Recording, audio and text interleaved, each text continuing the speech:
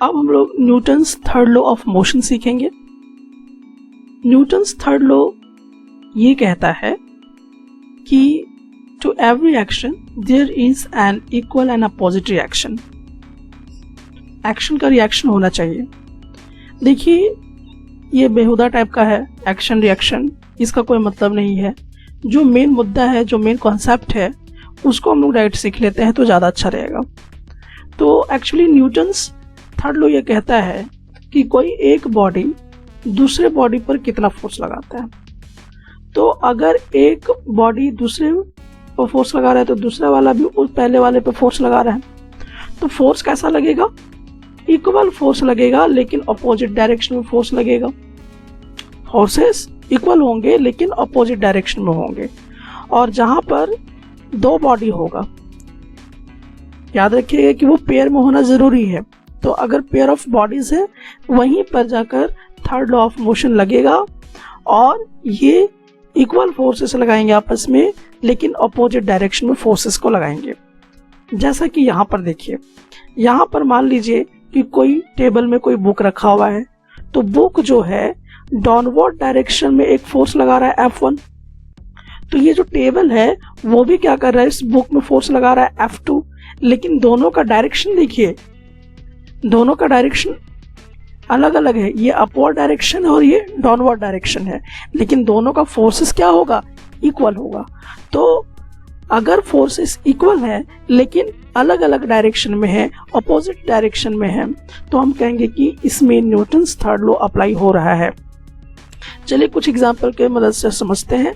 जैसे यहाँ पे देखिए, अगर आप दीवार को 100 न्यूटन से फोर्स लगा रहे हैं, देखिए आप दीवार को पुश कर रहे हैं 100 न्यूटन फोर्स लगा के, तो दीवार भी आपको उतना ही फोर्स से आपको पुश करेगा, 100 न्यूटन फोर्स आप पर भी लगाएगा। लेकिन देखिए ये इस डायरेक्शन में है और ये वाला इस डायरेक्शन में है, दोनों का डायरेक्शन क्या है? अपोजिट है। तो फोर्सेस इक्वल हो लेकिन अपोजिट डायरेक्शन में अगर लग रहा हो तो हम कहेंगे कि यहाँ पर Newton's third law of motion apply हो रहा है। उसी प्रकार से यहाँ पर भी देख लीजिए, ये ज्यादा क्लैरिटी मिलेगा। यहाँ पे देखिए कि एक हमने क्या किया, दीवार से इस स्प्रिंग को अटैच कर दिया है और इस वाले स्प्रिंग को इस स्प्रिंग से अटैच कर दिया है। अब आप क्या कीजिए, आप इस स्प्रिंग पर 100 न्यूटन का फोर्स लगाइए, यानी कि ये भी आप पे कितना फोर्स लगा रहा है? 100 न्यूटन का फोर्स लगा रहा है, लेकिन अपोजिट डायरेक्शन में एक दूसरे का फोर्स लगा रहा है। तो हम कहेंगे कि यहाँ पर भी आपका क्या हो रहा है? न्यूटन्स थर्ड लॉ अप्लाई हो रहा है। तो इस बात का ध्यान रखना है। उसी तरह से देखिए, अगर आप उंगली से इस दीवार में फोर्स लगा रहे हैं तो दीवार भी आपको आपकी उंगली पर फोर्स लगा रहा है और ये फोर्स कैसा है? सेम है। लेकिन ये उंगली से आप फोर्स इस डायरेक्शन में लगा रहे हैं और दीवार आपकी उंगली पर उतना ही फोर्स लगा रहा है, लेकिन अपोजिट डायरेक्शन में फोर्स लगा रहा है। सो ये भी न्यूटन्स थर्ड लॉ अप्लाई कर रहा है। एक चीज हमेशा याद रखिएगा कि ऑब्जेक्ट्स पेयर में होने चाहिए। जैसे कि ये बुक हुआ और टेबल पेयर में हो गए, ये मैन हुआ और दीवार, यहाँ पर आपका दीवार है और आपका हैंड है, यहाँ पर आपका दीवार है फिर आपका फिंगर है। तो जो भी ऑब्जेक्ट्स होंगे वो पेयर में होने चाहिए। अब आपके मन में एक सवाल उठ रहा होगा इस केस पे कि अगर ये 100 न्यूटन फोर्स लगा रहा है आदमी और दीवार भी 100 न्यूटन फोर्स लगा रहा है, तो आपस में तो ये एक दूसरे को कैंसिल कर दे रहे हैं। तो आपको बता दूं, ये कैंसिल नहीं कर रहा है। कैंसिल तब करेगा जब एक ही ऑब्जेक्ट पे ये काम हो। अगर पेयर ऑफ ऑब्जेक्ट्स है तो कैंसिल आउट नहीं होता है। This is the big reason. तो ये दोनों कैंसिल फोर्सेस नहीं होंगे, फोर्सेस कैंसिल नहीं होंगे। क्यों? क्योंकि ये पेयर में है। लेकिन अगर मान लीजिए कि ये जो ऑब्जेक्ट है, अगर मान लीजिए कि इस पर हमने नीचे की तरफ लगाया 100 न्यूटन का फोर्स और ये मान लीजिए टेबल में रखा हुआ है, तो टेबल भी इसके ऊपर लगाएगा कितना, या जमीन पे रखा हुआ है तो मान लीजिए वो भी कितना लगाएगा, 100 न्यूटन का फोर्स। तो देखिए ये जो फोर्सेस लग रहे हैं वो सिर्फ एक ही बॉडी में लग रहा है। जब ऐसा होगा तब ये आपस में एक दूसरे को कैंसिल आउट करेंगे। लेकिन जब पेयर की बात में करें कि एक इसमें भी फोर्स लग रहा है, एक इसमें भी फोर्स लग रहा है, एक स्टेबल में फोर्स लग रहा है, एक इसमें भी फोर्स लग रहा है, तो इस सिचुएशन पे अगर हमारा बात हो कि पेयर ऑफ ऑब्जेक्ट्स में जब फोर्सेस लगते हैं, ठीक है, और वो फोर्सेस इक्वल होंगे लेकिन अपोजिट डायरेक्शन में होंगे, तो हम उसे क्या कहा करेंगे, न्यूटन्स थर्ड लॉ बोला करेंगे। फोर्सेस और मैग्नीट्यूड इक्वल होना चाहिए अपोजिट डायरेक्शन में, और ऐसा होने पर हम कहते हैं कि वो Newton's third law of motion follow कर रहा है। यही नहीं, आप चलते भी हैं तो वहां पर भी न्यूटन्स थर्ड लॉ अप्लाई होता है। रॉकेट जब फ्लाई करता है उस समय भी न्यूटन्स थर्ड लॉ अप्लाई होता है, क्योंकि ये रॉकेट इस गैस पर फोर्स लगाता है और ये गैस इस पर उतना ही फोर्स लगाता है, बट ऑपोजिट डायरेक्शन में लगाता है, इसीलिए रॉकेट उड़ पाता है। उसी तरह से जेट प्लेन भी न्यूटन्स थर्ड लॉ अप्लाई होता है। तो इन तमाम चीजों पर हमने देखा कि Newton's third law of motion कब अप्लाई होगा या नहीं होगा। तो जब फोर्सेस इक्वल होंगे बट ऑपोजिट डायरेक्शन में अप्लाई होगा और पेयर ऑफ ऑब्जेक्ट्स होंगे, तब आपके न्यूटन्स थर्ड लॉ अप्लाई होंगे। हम लोग यहाँ पर प्रूफ करेंगे Newton's third law of motion. इसका मैथमेटिकल प्रूफ देखेंगे। Newton's third law of motion में जिस प्रकार से कहा गया है कि इक्वल एंड अपोजिट फोर्सेस लगते हैं एक दूसरे पर, तो चलिए प्रूफ करते हैं। हम लोगों के पास दो बॉडी है। एक बॉडी हम लोग मान लीजिए कि ए मान लेते हैं, ये मेरा बॉडी ए है, और दूसरा बॉडी हम मान लेते हैं बी। अब ये दोनों जो बॉडी है वो सेम स्ट्रेट लाइन में मोशन कर रहा है, और होगा क्या कि आपस में ये दोनों कोलाइड कर जाएंगे। जब ये आपस में कोलाइड करेंगे, आपस में टकरा जाएंगे ए और बी, तो आपको ये बात पता है कि ए वाला बी पर फोर्स लगाएगा और बी वाला ए पर फोर्स लगाएगा। तो हम लोग यहां पर कुछ इस प्रकार से देखेंगे। ए वाला बॉडी जो है बी पर फोर्स लगा रहा है, तो हम लिखेंगे कि ए वाला बॉडी जो है वो बी वाली बॉडी पर फोर्स लगा रहा है। तो ये देखना है कि किस पर फोर्स लगा रहा है, उसको लास्ट में देखना है। तो बी पर फोर्स लग रहा है किसके जरिए, बॉडी ए के जरिए। तो फोर्स का डायरेक्शन होता है, इसीलिए हम यहां पर वेक्टर का साइन देंगे। और ये क्या हो गया, ये आपका एक एक्शन के जैसा हो गया। अब हम ले लेते हैं दूसरा कि जब ये वाला इस पर फोर्स लगाएगा, ए वाला इस पर फोर्स लगाएगा, तो बी वाला भी उतना ही फोर्स लगाएगा लेकिन अपोजिट डायरेक्शन में लगाएगा। तो हम इसको कैसे लिखेंगे कि जो बी है, बी वाला बॉडी ए वाले पर फोर्स लगाएगा। तो हमने इसको इस प्रकार से रिप्रेजेंट किया। तो यहां पर हम ये समझ रहे हैं कि हम किस प्रकार से रिप्रेजेंट करेंगे कि किसने किस पर कितना फोर्स लगाया। अब ये चीजें जब हो जाती हैं तो हम लोग यहां पर देखेंगे कि जब ये दोनों ऑब्जेक्ट आपस में कॉलिजन करेंगे, आपस में जब ये टकराएंगे, तो टकराने से ऐसा होगा कि इनका जो वेलोसिटी है, यानी कि ए का जो वेलोसिटी है, बी का जो वेलोसिटी है, वो तो चेंज हो जाएगा। ध्यान देने वाली बात यहां पर है, ए का वेलोसिटी चेंज हो जाएगा और बी का भी वेलोसिटी चेंज हो जाएगा। अब देखिए, अगर वेलोसिटी चेंज हो जाता है तो क्या चीज चेंज हो जाएगा, मोमेंटम चेंज हो जाएगा, क्योंकि मोमेंटम क्या होता है, वेलोसिटी पे डिपेंड होता है। तो इनका मोमेंटम भी चेंज हो जाएगा। तो हम ऐसा मान लेते हैं कि t टाइम पर ऐसा कुछ हुआ। सो हमारे पास दो केस आता है। पहला,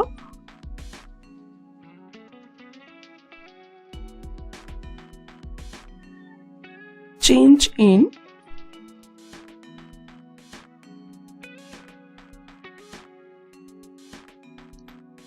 लीनियर मोमेंटम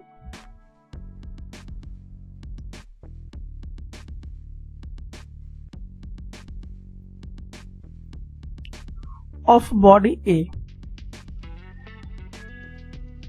जो बॉडी ए है उसका मोमेंटम क्या हो जाएगा, चेंज हो जाएगा। तो हमने इसको बना लिया कि बॉडी ए का जो मोमेंटम है वो चेंज हो जाएगा। तो देखिए मैथमेटिकली मोमेंटम चेंज को हम इस ट्रायंगल से इंडिकेट कर रहे हैं। इस ट्रायंगल जैसा चीज जो या डेल्टा जैसा चीज जो आपको दिखाई दे रहा है, इसका मतलब होता है चेंज। तो चेंज ऑफ मोमेंटम हो रहा है किस बॉडी का, ए बॉडी का। अब जैसे याद कीजिए आपने क्या पढ़ा था, आपने पढ़ा था कि force is directly proportional to the rate of change in momentum, the rate of change in momentum. तो हम लोग फोर्स को इस प्रकार से भी डिफाइन करते थे। सो हम देख सकते हैं कि F T is equal to change in momentum आ सकता है। ये केस तो हम लोगों का आ सकता है ना, ये वाला। तो अब देखिए हमने यहां पर लिख दिया दैट इज बॉडी ए में कितना मोमेंटम चेंज कर रहा है। तो मुझे चाहिए फोर्स, तो हमने फोर्स, तो हमने क्या देखा कि अगर ए वाले बॉडी का मोमेंटम चेंज हो रहा है तो इस पर कौन फोर्स लगा रहा होगा, बी।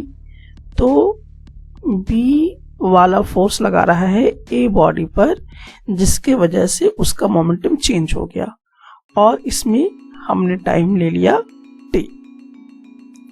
ठीक इसी प्रकार से हम और भी ले सकते हैं। अब हम सेकेंड बॉडी का यूज करेंगे।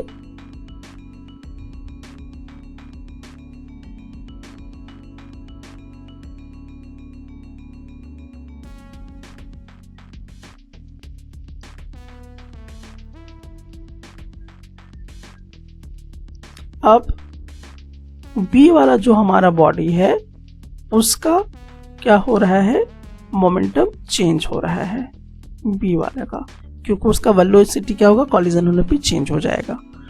तो हम उसको मैथमेटिकली इंडिकेट करेंगे कि बी वाले बॉडी का मोमेंटम चेंज हो रहा है। अब बी वाला का बॉडी का जो मोमेंटम चेंज हो रहा है, तो क्यों चेंज हो रहा है, क्योंकि इसका वेलोसिटी चेंज हो रहा है। और इसका वेलोसिटी कौन चेंज कर रहा है, फोर्स। तो फोर्स इसमें लगा कौन रहा है, बी वाले में फोर्स लगा कौन रहा है, ए। तो ए के कारण बी पे फोर्स लगा, जिसकी वजह से इसका वेलोसिटी चेंज हो गया, तो मोमेंटम चेंज हो जाएगा। और टाइम टी पर ये हरकत हुई थी, तो हमने ये लिख लिया। ध्यान देने वाली बात यहाँ पर क्या है कि कौन किस पे फोर्स लगा रहा है, किसकी वजह से मोमेंटम चेंज हो रही है, ये यहाँ पर दोनों में आपको ध्यान देना है। अगर आपका अटेंशन टूट रहा है तो थोड़ा सा आप 2-3 बार इसको रिवाइज करके और थोड़ा सा सोचने पर भी समय दें, और उसके बाद आप इसको सॉल्व करेंगे तो डेफिनेटली प्रॉब्लम ठीक हो जाएगा। अब देखिए जब ऐसा हुआ, ये सारा केस हमने इंडिविजुअली तो बना लिया, लेकिन अब एक बड़ा इंपॉर्टेंट पॉइंट जो हम लोगों का आता है कि अगर मैं टोटल मोमेंटम निकालता हूं, टोटल मोमेंटम, तो टोटल कितना मोमेंटम चेंज किया। तो टोटल चेंज इन मोमेंटम निकालने के लिए जो हमारा दोनों मोमेंटम दिया हुआ है उन दोनों को हम क्या कर देंगे, ऐड कर देंगे। तो टोटल चेंज इन मोमेंटम हमारा ये होगा। अब ध्यान देने वाली बात क्या है, ध्यान देने वाली बात यह है कि चेंज इन मोमेंटम जो हो रहा है ए वाले पर, वो कितना हो रहा है, कितना। तो हम यहाँ पे क्या रख देंगे, ये वाला पॉइंट हम यहाँ पर रख देंगे, प्लस देखिए बी वाले में कितना मोमेंटम चेंज हो रहा है, इतना। तो हम यहाँ पर ये रख देंगे, मल्टीप्लाई टी। अब बड़ा इंपॉर्टेंट कंक्लूजन यहां पर ध्यान देना है आपको। अब देखिए कि ये जो आपने जो दो बॉडी लिया हुआ है, ये पूरा बॉडी, ध्यान दीजिएगा इस बात पे, ये तो जो आपने बॉडी लिया हुआ है, इसको हम, इस पर तो हम फोर्स नहीं लगा रहे हैं किसी भी तरह से यहां पर, यानी कि ये किस टाइप का चीज हो गया, तो ये जो है आपका आइसोलेटेड सिस्टम हो गया। कौन सा सिस्टम हो गया? आइसोलेटेड सिस्टम हो गया। मतलब हम इस पे तो टोटल ये एक सिस्टम मान के चलते हैं, तो इस पे तो हम फोर्स लगा नहीं रहे हैं। फोर्स किसके किसके बीच में लग रहा है? ये वाला इस पे लगा रहा है और ये वाला इस पे लगा रहा है, इस दोनों के बीच में हो रहा है।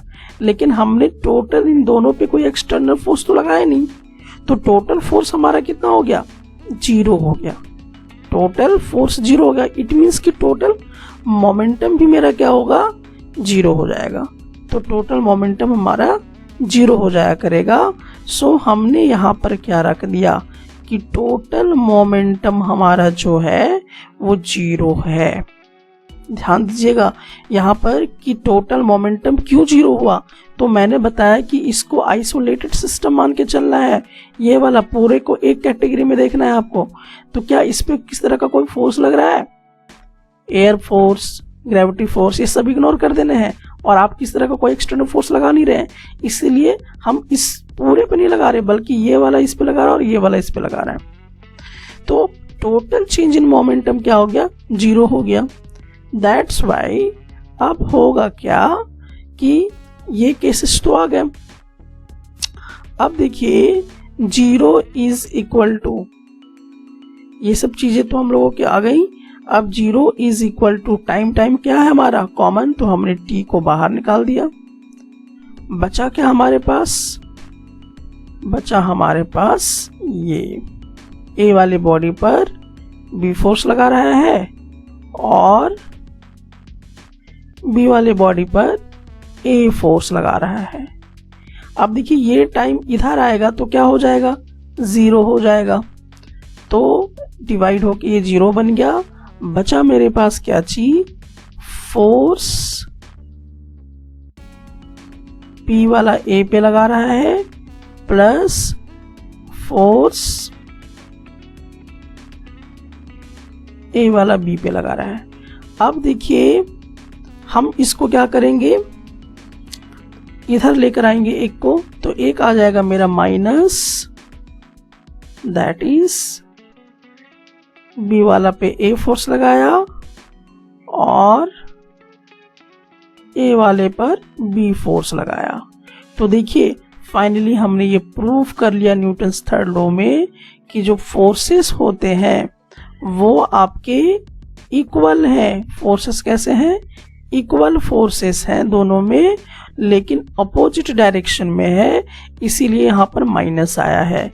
माइनस का मतलब है कि अपोजिट डायरेक्शन में फोर्सेस लग रहे हैं, लेकिन दोनों जो फोर्सेस हैं वो क्या है? इक्वल है। तो दोनों फोर्सेस इक्वल है बट अपोजिट डायरेक्शन में है। तो इसकी रीजन टू रीजन आपको सारे बातों को क्लियर करना है, तो एक बार आप खुद से इसे जरूर डिराइव कीजिए। इंपॉर्टेंट कंक्लूजन में आएंगे और ये कंक्लूजन ये है कि Newton's second law of motion जो है वो actually real law of motion है। न्यूटन सेकेंड लॉ के जरिए हम न्यूटन्स फर्स्ट लॉ को भी प्रूफ कर सकते हैं और न्यूटन्स थर्ड लॉ को भी प्रूफ कर सकते हैं। सो न्यूटन सेकेंड लॉ बड़ा इंपॉर्टेंट केस है जिसके जरिए न्यूटन्स वन लॉ और न्यूटन्स थर्ड लॉ दोनों को हम लोग इजीली एक्सप्लेन कर सकते हैं सिर्फ न्यूटन सेकेंड लॉ के बदौलत। तो सबसे पहला चीज हम लोग इसमें ये देखेंगे कि किस प्रकार से हम समझ पाएंगे कि न्यूटन्स फर्स्ट लॉ जो है वो न्यूटन सेकेंड लॉ में कंटेंट है। तो सबसे पहला जो काम है हम लोगों का वो ये है कि सबसे पहले हम तो एक ऑब्जेक्ट बना लें। तो हमने एक ऑब्जेक्ट ले लिया जिसका मास हमने m लिया। अब इस मास पर हमने क्या लगा दिया? फोर्स लगा दिया। तो हमने इस पर फोर्स लगाया। जैसे ही इस पर फोर्स लगेगा ये क्या करेगा, एक्सेलरेट होना शुरू हो जाएगा। तो देखिए न्यूटन सेकेंड लॉ क्या कहता था कि अगर कोई बॉडी एक्सेलरेट हो जा रही है इट मीन्स कि उसमें क्या लग रहा है, फोर्स लग रहा है। ये हम लोगों ने पढ़ा था। अगर कोई बॉडी एक्सेलरेट हो रहा है तो हम कहेंगे कि न्यूटन सेकेंड लॉ अप्लाई हो रहा है, और एक्सेलरेट इसलिए हो रही है क्योंकि उसमें फोर्स लग रहा है। तो ये तो न्यूटन सेकेंड लॉ की बात थी। लेकिन अगर मैं क्या कर दूं, फोर्स को ही जीरो कर दूं, अगर मैं फोर्स को क्या कर दूं, जीरो कर दूं, जितने टोटल फोर्स हैं, जितने नेट एक्सटर्नल फोर्स उसको अगर मैं जीरो ले लूं, तो आप देखिए आपका क्या चीज आएगा। आप यहां पर ये देख पाएंगे कि आपका जो एक्सेलरेशन भी है, यानी कि A इज इक्वल टू, इस फोर्स की जगह पे हमने जीरो रख दिया अपॉन m, तो क्या हो जाएगा, एक्सेलरेशन भी जीरो हो जाएगा।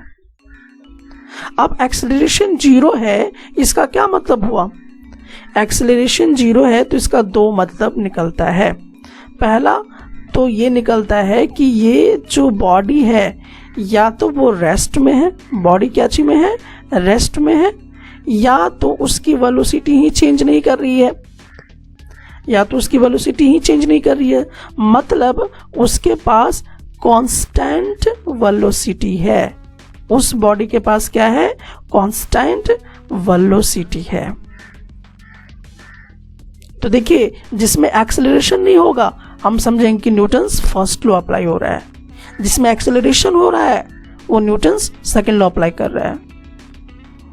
तो एक्सेलरेशन नहीं हो रहा है, इसका दो मीनिंग है, या तो वो ऑब्जेक्ट क्या है, रेस्ट में है, या तो हो सकता है कि वो कांस्टेंट वेलोसिटी में है। अब ये कांस्टेंट वेलोसिटी का क्या मतलब हुआ कि वो एक ही स्पीड से एक ही डायरेक्शन में चल रहा है, तो उसका एक्सेलरेशन क्या हो जाएगा, जीरो हो जाएगा। जैसे कि मान लीजिए एक बॉल है 2 मीटर पर सेकेंड इस डायरेक्शन में चला, फिर ये बॉल यहाँ पर मुझे दिखाई दिया 2 मीटर पर सेकेंड, फिर ये बॉल मुझे दिखाई दिया यहाँ पर 2 मीटर पर सेकेंड। देखिए बॉल का डायरेक्शन सेम है और सेम वेलोसिटी से चल रहा है, तो क्या इसमें एक्सेलरेशन प्रोड्यूस्ड हुआ, नहीं हुआ। इसका मतलब कि ये बॉडी क्या है, कांस्टेंट वेलोसिटी में चल रही है, एक्सेलरेशन जीरो है। इस वाले में न्यूटन्स फर्स्ट लॉ अप्लाई हो रहा है क्योंकि इसमें फोर्स नहीं लग रहा है, क्योंकि ये बॉडी एक्सेलरेट नहीं हो रही है। सो ये बात क्लियर हो गया कि अगर किसी में एक्सेलरेशन जीरो है इट मीन्स कि वो न्यूटन फर्स्ट लॉ अप्लाई कर रहा है, और किसी बॉडी में अगर एक्सेलरेशन है इट मीन्स कि वो क्या कर रहा है, न्यूटन्स सेकंड लॉ को फॉलो कर रहा है। सो दैट्स वाई ये प्रूफ होता है कि न्यूटन फर्स्ट लॉ जो है वो कंटेंट है न्यूटन सेकंड लॉ में। अब हम देखेंगे न्यूटन थर्ड लॉ भी न्यूटन सेकंड लॉ में कंटेंट है, यानी कि न्यूटन सेकंड लॉ के माध्यम से हम न्यूटन थर्ड लॉ को समझा सकते हैं।